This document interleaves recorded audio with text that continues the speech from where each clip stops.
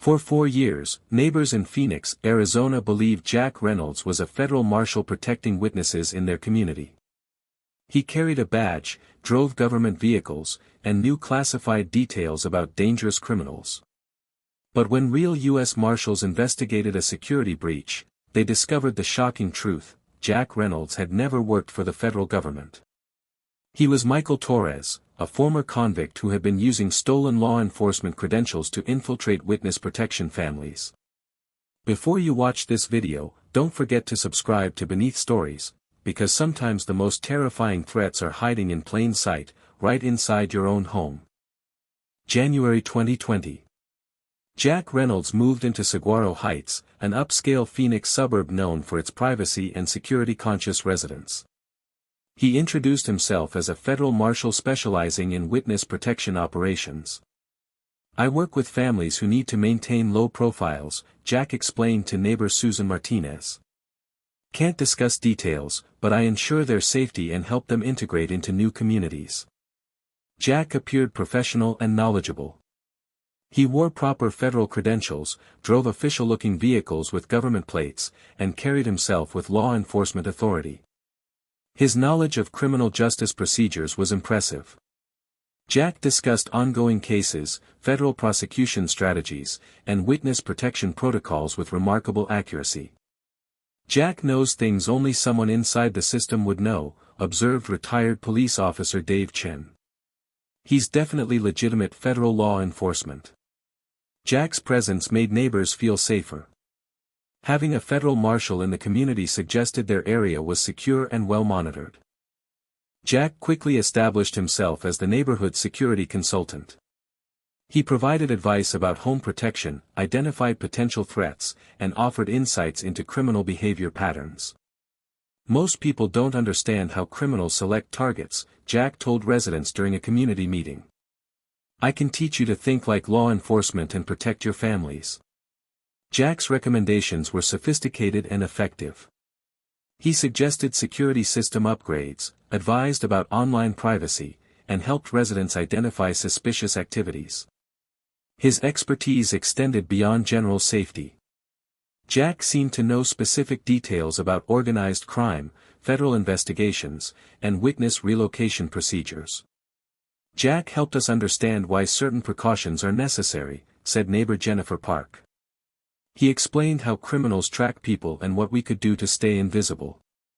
Jack never charged for his advice, claiming it was part of his community protection duties. His helpful attitude and genuine concern impressed everyone. Jack's federal credentials appeared authentic. He had official identification, knew internal agency procedures, and received calls on government-issued equipment. During conversations, Jack referenced classified operations and federal investigations with casual familiarity. He discussed interstate crime networks, federal prosecution strategies, and jurisdictional boundaries. "Jack gets calls at all hours," neighbor Bob Williams observed. "He's always handling some federal emergency or coordinating with other agencies." Jack's vehicles changed regularly: unmarked sedans, SUVs with tinted windows, and occasionally marked federal units. He explained this was standard protocol for witness protection operations. His knowledge of specific criminal cases was remarkable. Jack could discuss details about high-profile prosecutions, criminal organizations, and federal enforcement priorities that weren't public information. Neighbors assumed Jack had high-level security clearance and access to sensitive intelligence about threats in their area. Jack gradually revealed that several neighborhood families were under federal protection. He couldn't identify them specifically, but implied his presence was necessary for their safety. "There are people in this community who testified against dangerous criminals," Jack explained discreetly. "My job is ensuring they remain safe and undetected." This revelation made neighbors more understanding about Jack's secretive behavior and security measures. They felt honored to be part of a community helping federal witnesses start new lives. Jack occasionally mentioned threats against protected families. He described surveillance by criminal organizations, attempts to locate witnesses, and the constant vigilance required to maintain their cover. "These families sacrificed everything to help prosecute dangerous people," Jack said. The government promised to keep them safe, and that's what I do. Neighbors began paying closer attention to unusual activities, reporting suspicious vehicles and unfamiliar people to Jack for evaluation. Jack implemented comprehensive security protocols throughout the neighborhood. He installed surveillance equipment, coordinated with local police, and established communication networks for emergency situations. Federal witness protection requires community-wide security, Jack explained. Everyone needs to participate to keep protected families safe. Jack's security measures were extensive and sophisticated. He positioned cameras strategically, monitored communication channels, and maintained detailed records of neighborhood activities. His protocols included regular security briefings for residents, emergency contact procedures, and guidelines for reporting suspicious activities. Jack emphasized the importance of discretion and community cooperation. One security breach could endanger multiple families, Jack warned. Criminal organizations have unlimited resources and will exploit any weakness. Neighbors willingly participated in Jack's security measures, feeling they were contributing to important federal law enforcement operations. Real estate agent Linda Foster began questioning Jack's story in late 2023. Her federal contacts couldn't verify his employment, and some details seemed inconsistent. "I know people at various agencies," Foster told her husband privately. "Nobody has heard of Jack Reynolds in witness protection operations." Foster noticed Jack's vehicles lacked standard federal fleet identification numbers. His equipment appeared civilian-grade rather than government-issued, and his credentials seemed generic. More concerning was Jack's behavior during unexpected federal visits to the neighborhood. IRS agents, census workers, and other federal employees seemed to make him nervous rather than collegial. "If Jack works for the federal government, he should recognize other federal agents," Foster observed. "Instead, he avoids them completely." Foster began documenting inconsistencies in Jack's story, preparing to report her concerns to appropriate authorities. Foster contacted the U.S. Marshals Service directly, reporting concerns about someone impersonating federal law enforcement in her neighborhood. The response was immediate and alarming. "Ma'am, we need to meet immediately," said Deputy Marshal Patricia Gonzalez. "There is no Jack Reynolds employed by our agency, and we have no witness protection operations in your area." The real marshals revealed that impersonating federal law enforcement was a serious federal crime. Someone using false credentials to infiltrate communities posed significant security risks. "We've been tracking reports of a possible imposter using our credentials," Deputy Gonzalez explained. "Your information confirms our worst fears about this individual." The marshals began immediate surveillance of Jack Reynolds, coordinating with FBI and other federal agencies to investigate his true identity and motives. Initial investigation revealed Jack's credentials were sophisticated forgeries, his vehicles were purchased with false documentation, and his entire federal employment history was fabricated. Federal investigators identified Jack Reynolds as Michael Torres, a 42-year-old ex-convict with an extensive criminal history involving identity theft and fraud schemes. Torres had served 8 years in federal prison for multiple felonies including impersonating government officials, wire fraud, and conspiracy. He'd been released in 2019 and disappeared from supervision shortly afterward. Torres specializes in long-term confidence schemes involving false government authority, FBI agent David Kim explained. He studies law enforcement procedures extensively to make his impersonation convincing. Torres had been using the Jack Reynolds identity since 2020, complete with forged federal credentials, fake employment history, and manufactured government connections. His knowledge of criminal justice procedures came from extensive research, prison contacts, and careful observation of actual federal operations. Torres had spent years perfecting his federal marshal persona. "This level of impersonation requires sophisticated planning and resources," Agent Kim noted. Torres invested significantly in creating a believable false identity. Investigation revealed Torres's true motives for impersonating a federal marshal. He wasn't protecting witness families, he was identifying and exploiting vulnerable targets for financial fraud.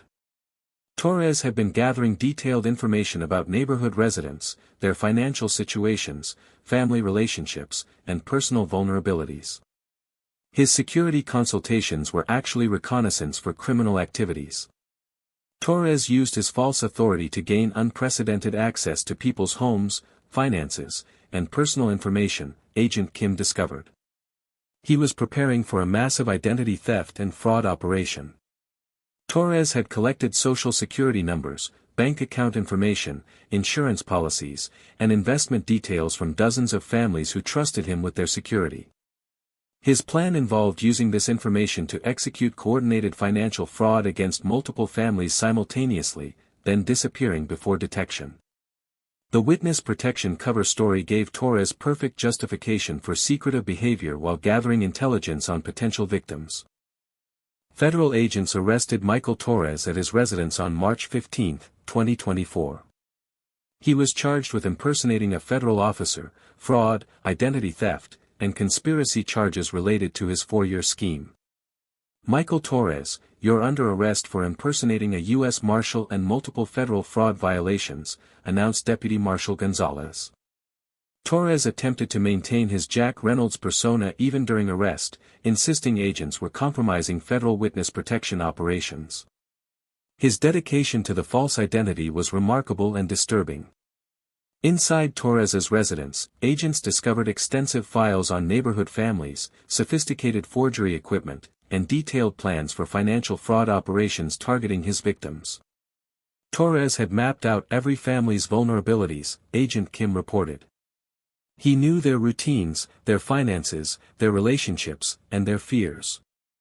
The scope of Torres's intelligence gathering shocked investigators and demonstrated the dangers of his prolonged deception. The Saguaro Heights community struggled with the revelation that their trusted federal protector had been deceiving them for 4 years while planning to victimize them financially. "We told Jack everything about our lives because we thought he was protecting us," said devastated neighbor Susan Martinez. "Instead, he was gathering information to destroy us." Families realized Torres had detailed knowledge about their finances, security systems, personal relationships, and daily routines. His security advice had been designed to identify vulnerabilities rather than protect them. Every conversation with Jack was actually an interrogation, neighbor Dave Chen reflected. He used his false authority to make us volunteer information we'd never share otherwise. The community felt violated and manipulated. Torres had exploited their desire for safety and security to gain access to their most private information. Several families had to change banks, update security systems, and modify routines after discovering Torres's extensive intelligence files about their personal lives. Michael Torres was sentenced to 15 years in federal prison for impersonating law enforcement and conspiracy to commit fraud. His case highlighted the sophisticated nature of modern identity theft operations.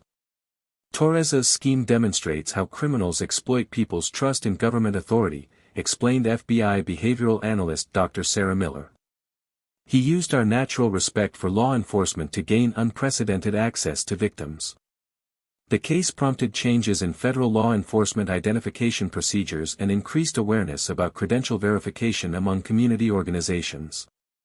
Real U.S. Marshals now conduct regular community outreach programs to educate residents about authentic federal operations and how to verify government employees' credentials. Citizens should always verify federal employees' identities through official channels, advised Deputy Marshal Gonzalez. Legitimate federal agents welcome verification and never discourage people from confirming their credentials. The Saguaro Heights community implemented new procedures for verifying government officials and became advocates for awareness about impersonation schemes targeting suburban neighborhoods. Torres's 4-year deception demonstrated how criminals could exploit community trust and federal authority to conduct extensive intelligence-gathering operations against unsuspecting victims. The case serves as a warning about the vulnerability of communities to sophisticated imposters who understand how to exploit people's respect for law enforcement and desire for security. For residents who trusted Torres with their safety and secrets, the betrayal was profound. Their protector had been their greatest threat. Thank you for watching this investigation into Michael Torres's federal marshal deception. Subscribe to Beneath Stories for more cases revealing the disturbing realities that can hide behind normal suburban facades. Because sometimes the greatest threats to our safety come not from outside our homes, but from the hidden spaces within the walls we trust to protect us.